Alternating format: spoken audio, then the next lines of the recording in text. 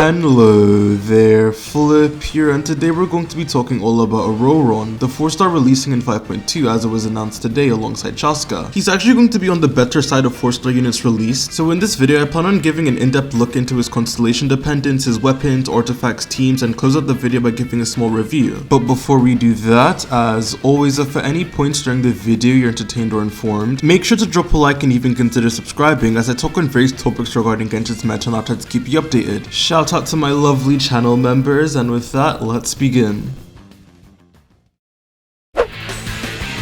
Ororon is a 4-star Electro Bow user whose primary role on your team is going to be as an off-field buffer and damage dealer for Electro Charge, or for Natlan DPS teams. What sets him apart from other characters in his role, like my glorious Queen Fischl for example, is going to be the fact that he does consistent AoE Electro damage, on top of having buffs that are very non-intrusive into your rotation. So they're going to be very easy to set up for most teams, again in comparison to someone like Sara who can be quite clunky. Ororon's elemental skill is quite straightforward. He will send out a bolt of Electro that targets one enemy, and if there are any enemies nearby, the bolt will bounce between enemies up to 3 times. And then for his burst, he will summon a triangle thingy that will do an initial instance of AoE damage and then spin continuously to do more electro damage. This burst is also going to act as a taunt, so enemies are going to be distracted by it, and this has the taunt range of Lynette's, which is on the bigger side, which is better than most other characters. Now a lot of you may be wondering, where the fuck is his Night Soul Blessing state? And don't worry, it's buried underneath here in his Ascension 1, which has 2 parts to it. To make this clear now, the first part of his Ascension 1 will not make him enter his Night Soul Blessing state, it will just give him Night Soul points, and this is very important for explaining a synergy for the scroll set. But now, to explain the first part of his Ascension 1, when a nearby party member triggers a Night Soul burst, he will gain 14 Night Soul points immediately, and after you use his elemental skill for 15 seconds afterwards when Hydro or Electro teammates deal damage, Ororon will gain 5 Night Soul points, and this can occur up to 10 times in that 15-second window, so he can gain a total of 50 Night Soul points from this. However, you cannot go past 18 Night Soul points at a given time, so you're going to need to spend his Night Soul points, which is where the second part of his Ascension 1 comes in. Whenever enemies near Ororon take Electro Charge damage or are hit by Natlan elemental damage by other characters besides Batman himself, he's going to consume 10 Night Soul points, finally enter his Night Soul Blessing state, and target up to 4 enemies with an Electro attack. And this can be fired every 1.8 seconds assuming you keep dealing Electro Charge damage or Natlan elemental damage. And it cannot be his own Night Soul Alliance damage, it has to be from another teammate. This passive pretty much just defines his kit because especially without his C6, this is going to be over half of the damage he does. So you're going to want to trigger this passive by playing Natlan DPS or Electro Charge teams. And it's not only that, but if you're looking for a universal scroll set holder, then he just can't do that either, as to get the full 40% scroll buff you need to be in your Night Soul Blessing state, which again he can only do on Natlan DPS teams or Electro Charge teams. The last meta relevant thing to talk about in his base kit is going to be his other talent, in which after using his elemental skill, your team will gain the Aspect Sigil effect. And for the next 15 seconds, if a character other than Ororon hits an opponent with a basic attack, they will regenerate 3 energy, and Ororon will generate 3 energy for himself if he's off-field. And this can be triggered up to 3 times, so 9 energy overall. There's nothing much to say about this passive, it's just nice quality of life. Now with his base kit coverage, being a 4-star, I think it's also important to just cover his constellations in this section as well. Ororon is thankfully just not a very constellation dependent character, as his main upside is going to be him holding the scroll set, in which most of his constellations just boost his own damage. Ororon's C1 will increase the bounce limit of his skill from 3 to 5, as well as make his Ascension 1 do more damage. His C2 will give him an 8% electro damage bonus and an additional 8% for every enemy hit by his burst up to 4 targets. His C3 is for his burst, and now we get to his C4, which is actually a very important constellation if you plan to play him in solo electro teams like Nuvola or Chaska. Ororon needs to burst every rotation really, as it makes up a third of his damage, and can help when he's the only source of electro application in some teams, as well as helping to activate things like his Constellation 2, which enable him to do more damage. And without this constellation, you're going to have to build quite a lot of energy for your Ororon. Now for his other constellation, C5 increases his skill scaling, and his C6 is his biggest constellation for attack scalers. It will give the active character up to 30% attack, on top of just giving Ororon another hit of his initial burst damage. Overall, if you want to know the damage impact of his constellations, then I'll put on screen right now. And yeah, his constellations are very important for his damage, but this is in line with most other 4-stars, so I don't really think this should be a point against him, as he has other things going for him that aren't just his damage. And unlike some other 4-stars who can feel quite incomplete without their constellations, there isn't really anything major locked behind them that can change his playability by quite a lot. His C4 is the only thing I can think of that will hinder his potential in solo electro teams, so you're going to have to build a lot more ER there,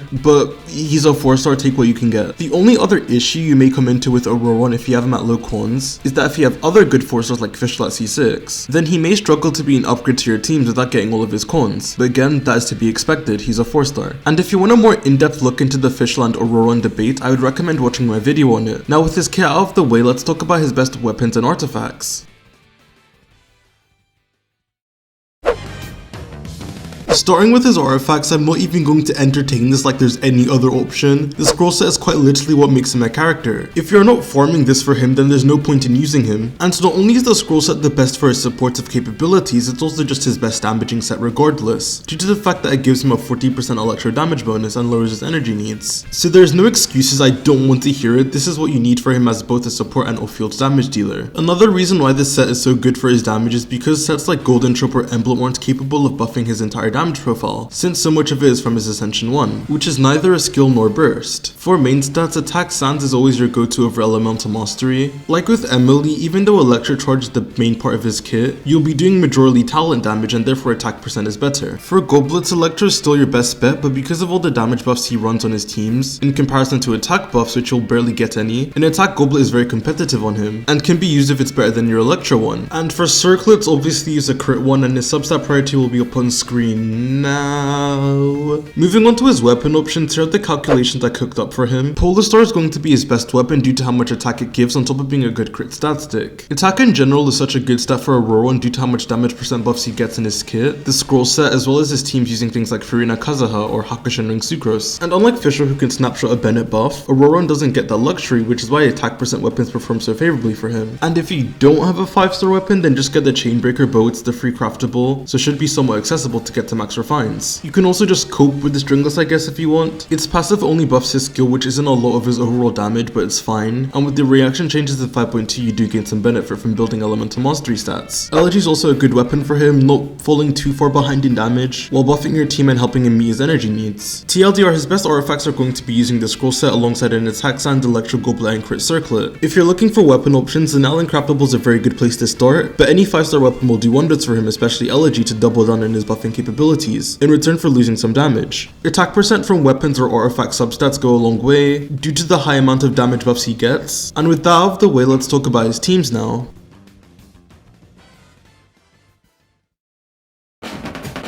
Because of the way Ororon's kit is set up, he's going to be played on, as I said, Electro Charge or Natlan DPS teams. So let's start by listing the Natlan DPS he can and can't work with. For starters, even though Mulan is a Hydra unit, her vape teams are just quite high above her other teams, to where I don't think Ororon can really slot on these teams nicely or good enough to be worthwhile. Where things do get interesting though is with King Niche, as there's some potential use there. I need to make a dedicated video on it at some point in the future, but there are quick burn teams, which is a combination of quicken and burning, where you are able to maintain some quicken uptime while also still getting enough burning application for things like Emily, or in this case Kinich, to utilize their kits well. Sadly though, because of the restrictions with generating Night Soul points, it's going to be very hard for Ororon to consistently deal damage with his Ascension 1 in these teams, as you have to rely purely on Night Soul Burst, which occurs every 12 seconds for 4 hits of damage, leaving around 5-second gaps where his Ascension 1 isn't doing anything. Though if you just want to pass a scroll buff onto Kinich, you can do so at the start of your rotations quite easily, by just using his burst. Kinich is so starved for team options that I'll honestly take anything at this point. Overall worse than most of his current teams, but something you can do. Moving on, the Natlan damage dealer that Ororon is going to work very well with currently is going to be Chaska, who is going to be on the same banner as him anyways. I'll make a guide on Chaska hopefully tomorrow or on the weekend, but to explain the synergy, he's just able to give her a scroll buff for all 3 of her elements, as well as buffing Furina and enabling more hits from Chaska's A4 due to the lower Night Soul Burst cooldown. There isn't really much to say in this regard, so let's move on to talk about how he fares in the Electro Charged archetype, which is going to be his best teams. Batman has 3 ways to build up Electro Charged teams that will work for him. The first being Onimo on-field units, then Electro on-field units, and finally Hydro on-fielders. For Electro on-field units, the only character that's really going to be viable in this role is Chlorant. And not only do you gain the benefits of the scroll set buff for both her and Furina, but additionally, if you have his C6, then you will pass a 30% attack buff onto Chlorant in these teams. And combined with his high damage in AoE, this is going to just be the best Chlorant Electro Charge team to play currently over Fischl. This was on the weaker side of Chlorant's teams compared to her Overload and Aggravate teams, but this now brings it more in line. It still isn't really going to be better than Chlorant's Aggravate or Chevreuse teams, especially with that C6, but it's just a buff to this archetype, so I can't really complain. In a similar vein, from the Ororon Furina Kazuha core, you can also utilize Hydro damage dealers very well, with both Nuvolette and Kokomi, and Ayato too, I guess. For Nuvolette, this really shouldn't be anything too surprising, just another flex slot for his hypercarry teams. Wow. He is better than Kachina here just because he does more damage, so for budget options, if you have nothing else, then knock yourself out. However, on Kokomi carry teams, I think he's going to be a lot more interesting. Kokomi's best on-field teams have have been double Hydra or utilizing Fischl, both of which suffer from a lack of AoE, which Fischl does help with by enabling Electrocharge swirls, but still you can really feel the lack of AoE compared to a character like Chlorant, due to the fact that all of Kokomi's damage is single target. Another downside of Fischl actually was her uptime, as it didn't fit in well with Kokomi's due to how early he had to use her in these rotations. But now with Ororon, his Electro application just lasts longer, so he can more effectively cover Kokomi's window, on top of all his damage being AoE. So he can fill in a lot better than Fischl can in this team, which is great, and I think with the quality of life upside, cements him as the best for Kokomi on fields teams. I'm not that experienced with Ayato team building, to be honest, nor do I really want to be, but he's a Hydra driver and therefore you should be able to do things with them. And the last DC team you can fit Ororon on is going to be with an Ororon on. I might have undiagnosed autism. I don't know why my brain went back to say that again. It just sounded so funny. Anyways, the last team you can fit Ororon on is you can use him with Onimo on-fielders, so Chaska can slot in here, Hazel can slot in here, and most importantly, Sucrose can. You use both Fischl and Ororon, a Hydra unit which most likely is going to be Xingqiu if you're using Sucrose, and this is essentially just going to be the original Sucrose Taser but upgraded. Ororon is an upgrade over Beidou here because he does more damage than her in single target. Beidou's damage also peaks at 2 targets, where Ororon directly scales up to about 4 targets. And he's also able to buff both Xingqiu and Fischl with the scroll set, enabling them to do even more damage. It's important to note that for this team you should give Sucrose the Hakushin ring so she's able to buff even more. I also did already cover this more extensively in my reaction video, which you should go watch if you haven't to know the impact of the transformative changes, but because of how much stronger EC is going to be, Sucrose's elemental mastery share becomes a lot more relevant, just making her the best driver for this role. And this is about all I could cook up for Ororon's teams currently, so let's just talk about my feelings towards him. Not in that way I'm devoted to Fischl and Farina. Sorry. I think that he's a good addition to the meta, and even though I hoped he was going to be stronger, currently at least he's on the better side of 4 stars, I would say. Being an upgrade to quite a few teams even at C0 and not being too Constellation dependent for his value. His C6 does matter quite a bit for Chaska or Chlorant's teams, and building around a C4 can suck for solo Electro, but even then he still does what he needs to do even at lower cons. Having a good all-fields damage dealer is already a rare sight, but being able to also buff with the scroll set is just the cherry on top. At the same time though, Ororon isn't just a godly unit because he enables scroll, which is why despite being an electro-charged unit, you can't use him with Hyper Bloom or Overvape teams. And a character like Fischl who can compete in the same role as him can also just outpace him in a lot of teams, even with a scroll buff. And if you want to know more about that, then again I made a very detailed video about that. Overall, Ororon is an amazing unit who's able to carve out a strong niche for himself. So if you're interested in building any of the teams I listed, then I can recommend picking him up. But with that, thank you guys so much for watching. If you enjoyed the video, make sure to like, subscribe, and comment your thoughts on Ororon, as I'd love to hear it and I respond to almost every single comment. Channel members, I love you and appreciate your support. Thanks again for watching, and I'll see you guys on the flip side. Peace.